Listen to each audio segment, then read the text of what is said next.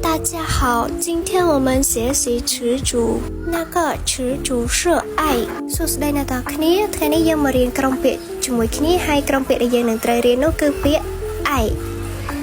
爱បកប្រែថាស្រឡាញ់ឬក៏ចូលចិត្តហើយពាក្យទី1របស់យើងអានថា爱上បកប្រែថាធ្លាក់ក្នុងអន្លង់ស្នេហ៍ពាក្យទី2របស់យើងអានថា爱好បកប្រែថាចំណងចំណូលចិត្តចូលមកដល់ពាក្យទី3របស់យើងអានថា爱人បកប្រែថាប្តីប្រពន្ធឬក៏មនុស្សជាទីស្រឡាញ់ពាក្យបន្ទាប់របស់យើងអានថា爱国បកប្រែថាស្នេហាជាតិពាក្យបន្តមកនេះអានថា爱情បកប្រែថាស្នេហាពាក្យបន្តទៀតនេះអានថា爱你បកប្រែថាស្រឡាញ់អ្នកសម្រាប់ឃ្លាចុងក្រោយរបស់យើងអានថា我爱你បកប្រែថាខ្ញុំស្រឡាញ់អ្នក